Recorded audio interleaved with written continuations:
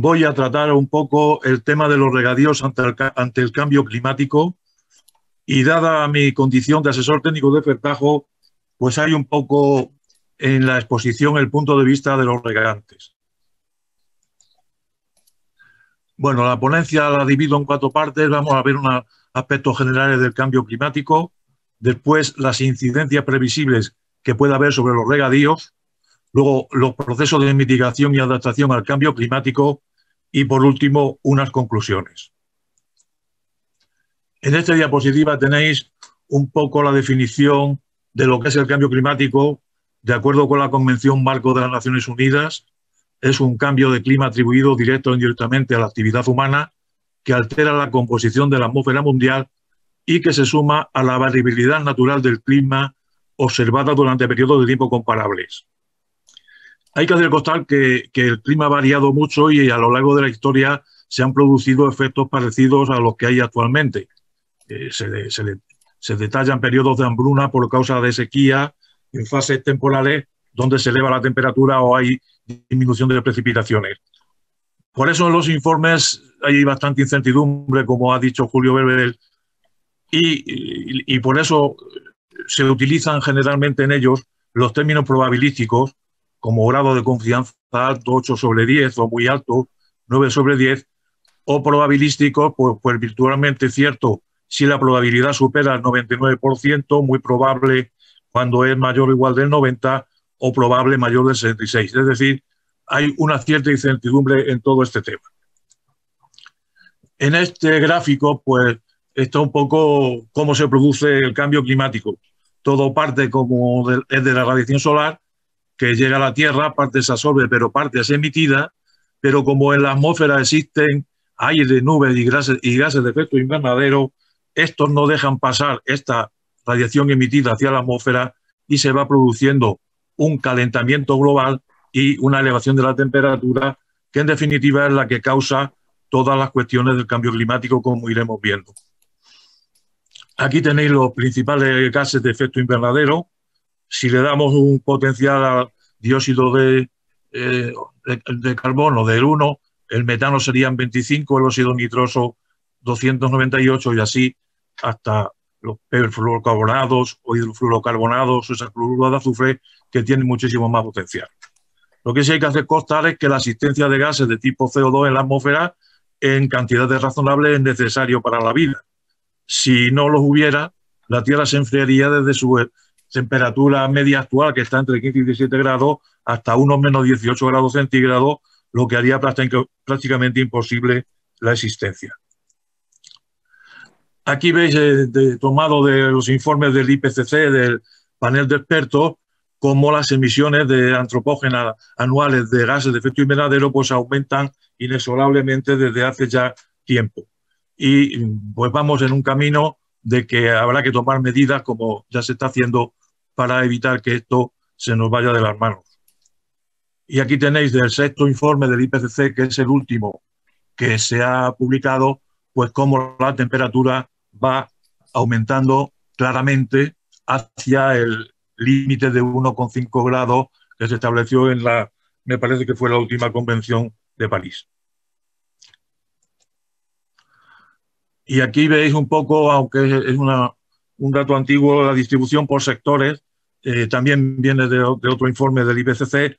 El suministro de energía pues, aporta el 25,9% de gases de efecto invernadero, la industria el 19,4%, la silvicultura el 17,4%, la agricultura el 13,5%, transporte el 13,1%, edificios residenciales el 7,9% y desechos de agua y agua de desechos 2,8%.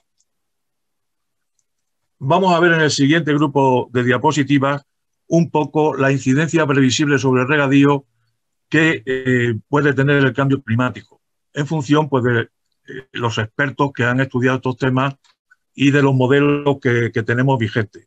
Siempre hablando del tema de la incertidumbre y de la probabilidad, como hemos visto. Los expertos nos advierten de 3 cuestiones.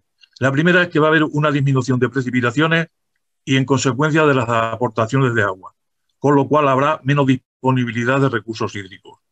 La segunda, que va a haber un incremento de las necesidades de riego de los cultivos, como consecuencia de la subida de la temperatura y de la variación de otros parámetros climáticos, lo que elevará el valor de la evapotranspiración de los cultivos, que es el producto del coeficiente de cultivo por la evapotranspiración de referencia y, por tanto, los consumos de agua de las plantas. Y, en tercer lugar, nos advierten de que va a existir un aumento de la frecuencia de los fenómenos extremos, precipitaciones torrenciales y sequía. Esto es lo que un poco la comunidad científica nos advierte.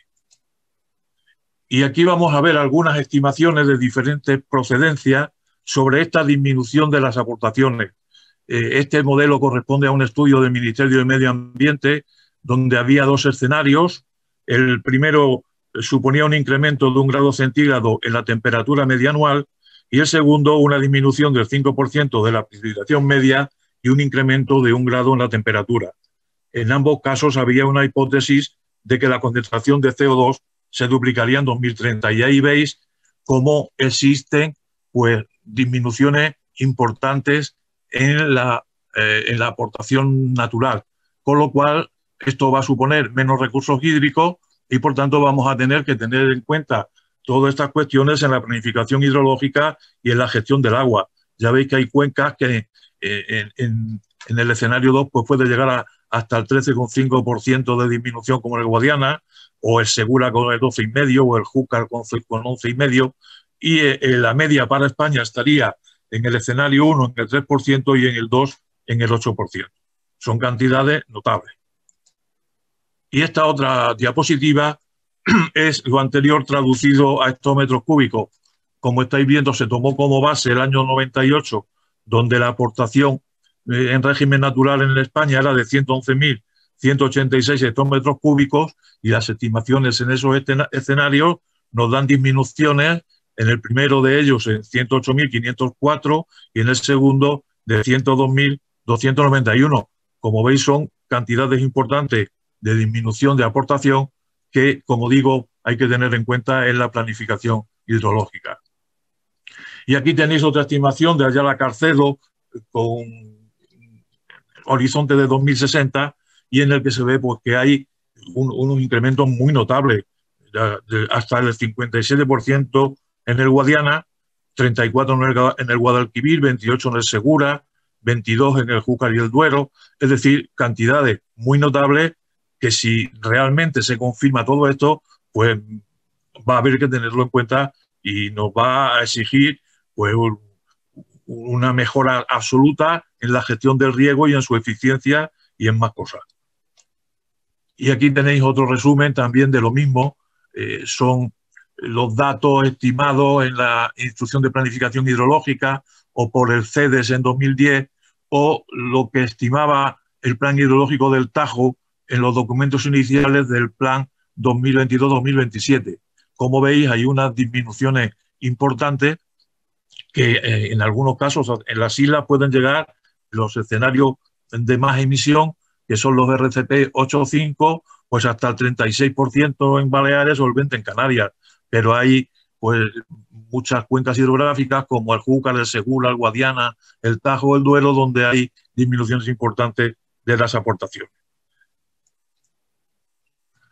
Y aquí lo que hice en su momento fue un estudio de cómo en diferentes hipótesis podía aumentar el valor de la evapotranspiración de referencia estimada por el método de Pema-Montiz en la estación de la Orden.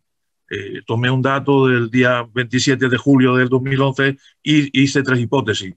La primera, que se incrementaba la temperatura media en 1 grado, la velocidad media del viento en un 10% y la radiación neta en otro 10%. Y bajaba la humedad relativa al contenido en un 5%. La hipótesis 2 era que aumentaba la temperatura media en 2 grados centígrados sobre la hipótesis 0 y el resto igual que la hipótesis 1. Y la tercera hipótesis es que subía esta temperatura en 5 grados y el resto era igual que la hipótesis 1. Y ahí veis cómo subía esa evapotranspiración de referencia. En la hipótesis 1 subiría un 19,05%, en la 2 un 21,4% y en la 3 hasta un 25,2%. Como veis, pues esto, al adicionarle los coeficientes de cultivo, nos llevaría a un aumento notable de la evapotranspiración del cultivo. y como consecuencia de las necesidades netas de riego y de la fruta. Y ahora vamos a ver un poco qué actuaciones de mitigación y adaptación al cambio climático se están llevando a cabo, sobre todo, como digo, desde el punto de vista del regante o de los regadíos. El regadío ya ha comenzado hace tiempo a tomar medidas de adaptación y mitigación del cambio climático. La primera, y creo que más antigua, fue la mejora de la eficiencia del uso del agua a través de los procesos de modernización de las zonas regables que comenzaron en 1998. Consecuencia de este proceso de modernización es que en España ya se riegan más de 2 millones de hectáreas por métodos de riego de alta eficiencia, lo que ha producido importantes ahorros de agua, a pesar de los rebotes de los que nos hablaba el profesor Berbel, pero que las curvas dan disminuciones, como ahora veremos.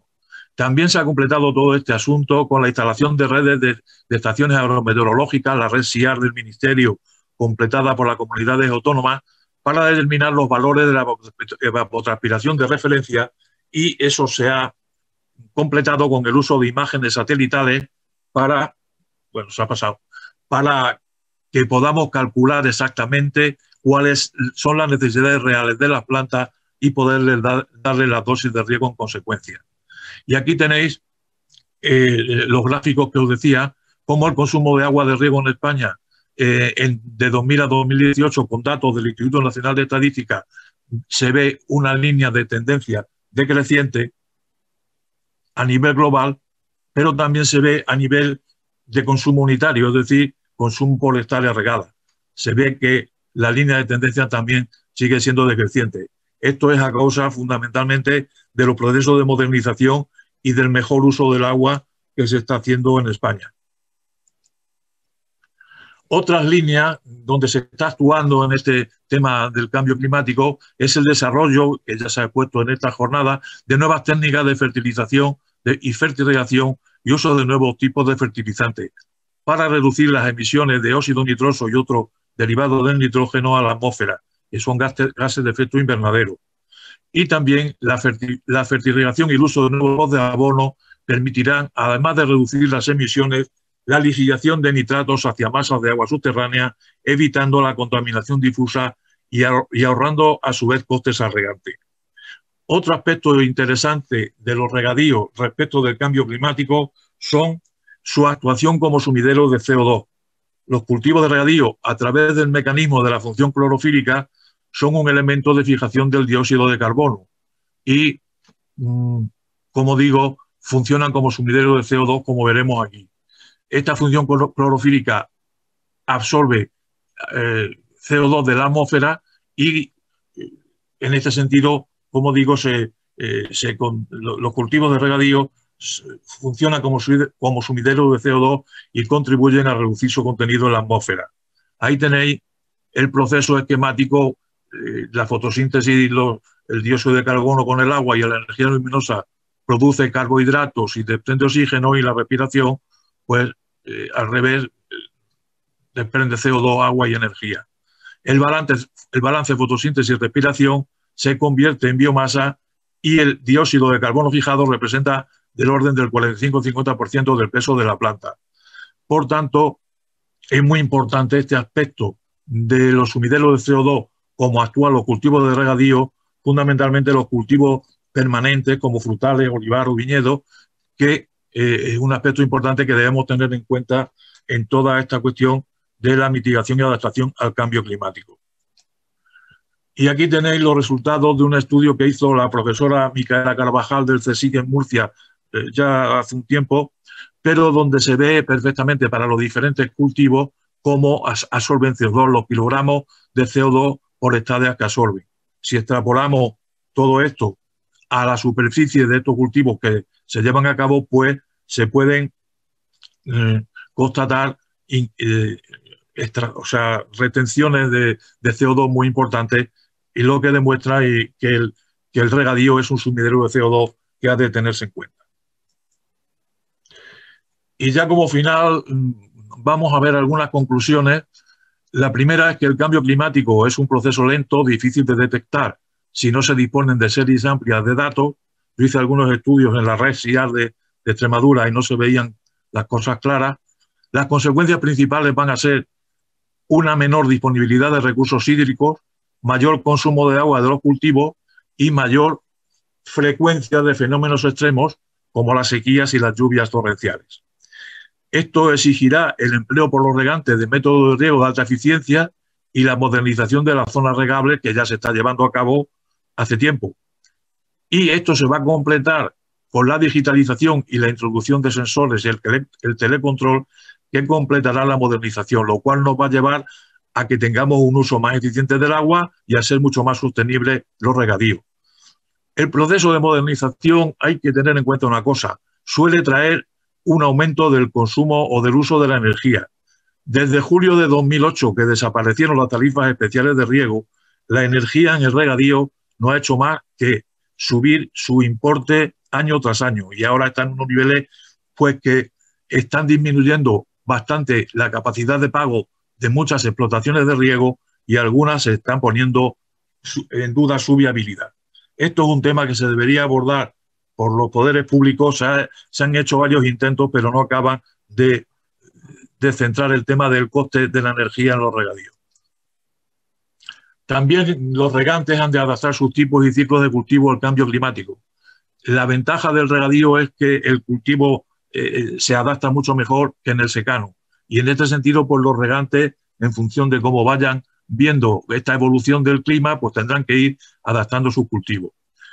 También, como conclusión, deduzco que serían convenientes construir nuevas obras de regulación, aunque esto esté muy contestado en muchas áreas, sobre todo de los ecologistas, para disponer de los recursos hídricos necesarios y adaptarse a la nueva situación.